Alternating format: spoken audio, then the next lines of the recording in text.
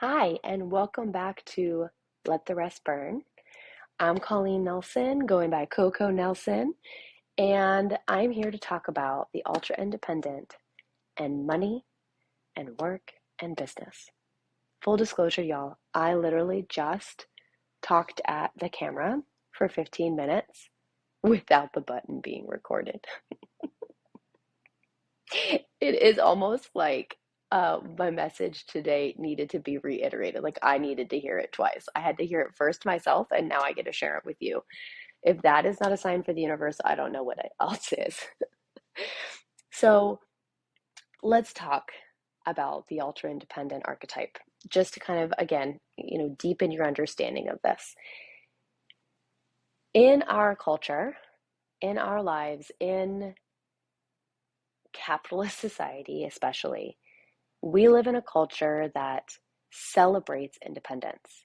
And they definitely celebrate independence with money, with resources, with work, with career. And oftentimes we're rewarded for taking it two steps too far. Independence is about being unafraid to take the reins in your own life, tread your own path, do what needs to be done, align your life based on your values and what you want and your integrity. And independence is beautiful, but life is not just about that. Life is about connection. Life is about vulnerability. Life is about learning.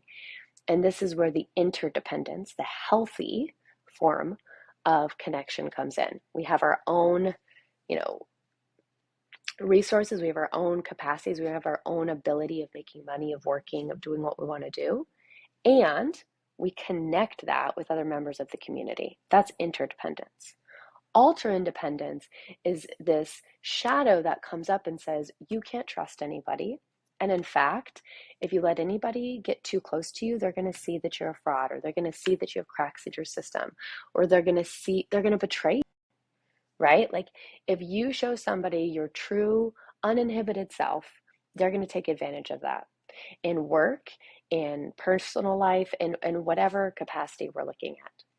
And this is so difficult because we can't live life. We can't work. We can't make money all alone. It's exhausting. It leads to burnout culture. And I'm sure many of you have experienced this or are experiencing it now, where you just grit your teeth, you put your head down, and you're like, I'm going to just get this done. When I think about the ultra independent in work and in money, I always go back to this position in this place of like, why do I feel like I have to do it all alone? Why do I feel like if I don't do it, nobody else will do it right, or nobody else will show up for me in that way? Like, where does that come from? And why is that something that I continue to go back to in work? I have built my company on my own, right? Like I am self-employed, I am my own boss, and I built my company from the bottom up. And there's some pride in that, right? There's pride, there's recognition, there's this feeling of like, I did it and I accomplished this and this was me and I am the one who made this happen so that I can celebrate me. But that doesn't go away if I have a team. That doesn't go away if I acknowledge that people help me along the way. That doesn't go away if I let someone in. For a long time with finances, I didn't want anyone to see my books. I didn't want anyone to see where I spent money, how I spent money. I wanted to handle it myself. And in fact, I had this ebb and flow, right? Where like I would be extremely depleted financially. And then I would hustle, hustle, hustle, hustle, hustle, and bring money in just at the last minute, just in time. And then I'd be like, I did it, right? It was like that dopamine hit of like, I faced the challenge and I made it happen.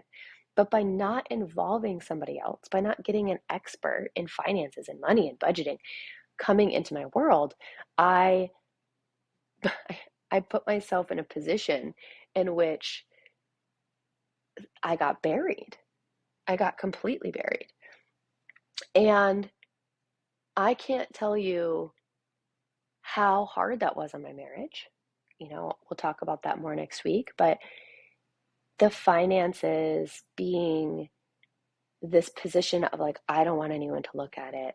It's all on me. I have to take it all on. It put people in my life in positions where I would get frustrated or resentful or angry if they didn't show up the way they needed to show up, or I was maybe burned out and exhausted from hustling, from trying to make ends meet or trying to focus on whatever it was that week, that I didn't show up in my fullest capacity. Money trauma is real, right? We all have it in certain ways, and being able to welcome in abundance into our body, into our life, into this, new world we're trying to create, you have to clear that trauma. You have to move it out of the way for money to continue to flow, because otherwise those same patterns will come in. I had one of the biggest months of my life last month, business wise. Big moves, big moments, canceling some retreats, making more money than I ever have, inviting new coaches into my world, hiring team members. But I noticed as I started to evolve into this next space, my same money patterns were showing up. So it didn't matter how much money I had. It didn't matter how much support I hired. It didn't matter how many choices I made. If I didn't actually face myself and admit that I can't do it all alone, that I need help, and to let people in to help me, like legitimately actually let them in to help me. If I don't do that, I will continue to make the same mistakes and have the same patterns. The ultra independent keeps us stuck. Okay. She keeps us in the past, in this place of, I have to do it all alone. I have to hustle because I can't trust anybody. You know what?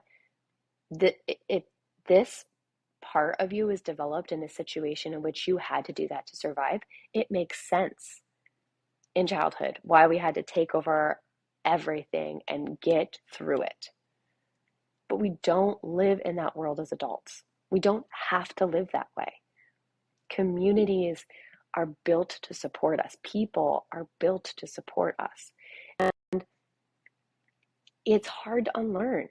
It's hard to unpack. It's hard to undo that in your nervous system, because it was survival and it was celebrated, and it is a condition of pride. It is something that, even today, as I'm speaking this on a podcast to y'all, I don't want to let go of. It's a fine line between independence and ultra independence, and we step over that line more than you think. I mean, I'm on a retreat in Australia right now that I planned by myself, hosted by myself. I'm here by myself, obviously with my client, but why in the world did I not have a team help me do this? And it's because there was a sense of pride I got in doing it alone. That is an old pattern. That is a pattern that doesn't serve me. That is a pattern in work. That is a pattern in money. That is a pattern with business that puts you in a position where you're constantly hustling. You're constantly trying to catch up. You're exhausted. You're burned out. You're learning on the fly. And if you're at the very beginning of your business and you don't have the ability to hire somebody, I get it, right? There is a little bit of that happens at the beginning. But you also can listen to that podcast, read that book, write in that journal, admit to yourself that you don't have to do it all alone and that you shouldn't. All of the shadow archetypes interact with each other, right? Like all 12 of them are different versions of the same thing, which is we were wounded in childhood and we're trying to figure out how to be human and not get hurt again. And these are the different ways that we try and do it. Ultra independence is one of them. I'm doing it all on my own. I've got this figured out. I don't need anybody. I don't trust you. You won't do it as well as I will. I'm going to keep you at arm's length. All of those pieces lead us to a position in which we are lonely, we're sad, we feel like nobody knows us, nobody sees us. We don't understand why we keep making the same mistakes, because we think we can do it on our own. We can figure this out, right? But sometimes you need someone to reflect back to you the very things in which you can't see yourself. It doesn't matter how many books you read or podcasts you listen to, right? Like you need somebody to reflect that back. You need a community. And the ultra independent is one that is really hard to join communities, because you are naturally adverse to being vulnerable and sharing with people the stuff you struggle with. For any of you that are professionals, like it's extremely hard to do that in work settings, but even in personal settings. So this is, I want to invite you into a space where you really look at the relationship you have with money, the relationship you have with work. And I want you to ask yourself, are there areas here where I really could soften, where I could relax, release control, and recognize that this is not my skill set, this isn't my genius, or this is my skill set, this is my genius, and this is where I want to focus my attention and time, but this is where I don't.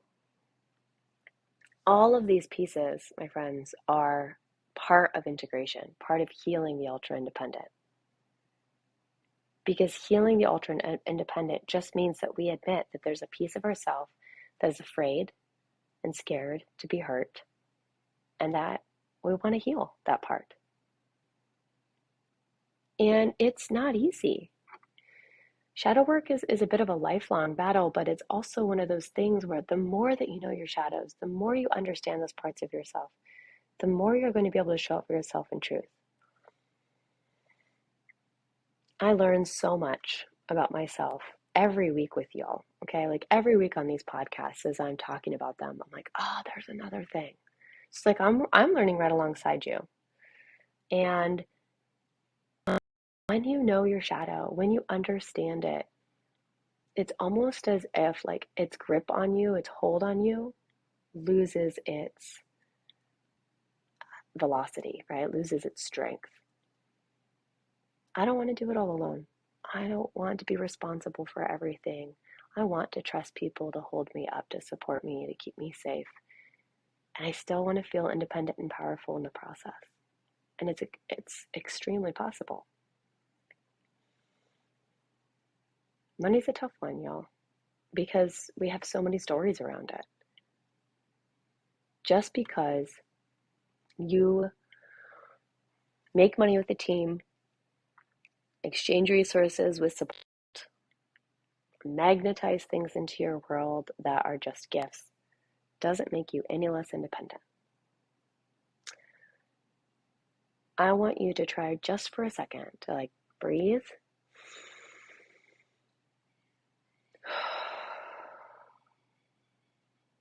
and say out loud, I don't have to do this all alone.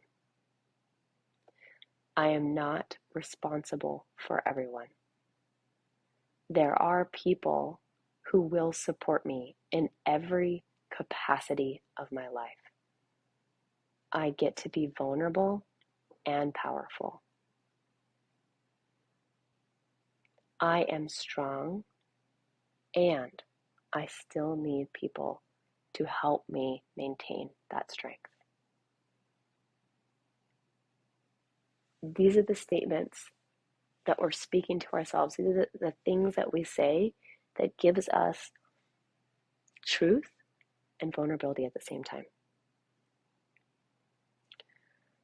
Next week, we're going to dig into how to have this shift in the ultra independent world in relationships. And to be honest, how this truly can mess up our relationships. So tune in next week to talk about the ultra independent in relationships. I've got a special guest, and we will unpack what this really means and how it shows up in our relationships and how we need to continue to fight to stay in the position of empowered leadership with our own life and not let these shadows come in and keep us in reaction consistently and constantly in our life. Being empowered means that you understand your shadows and you choose to be the observer self. You choose to line with your true self, the person who you know to be your deepest core person, not the parts of you that are in reaction to the experiences you've had in life. Thank you for joining me today in lovely Australia, and I will see you next week.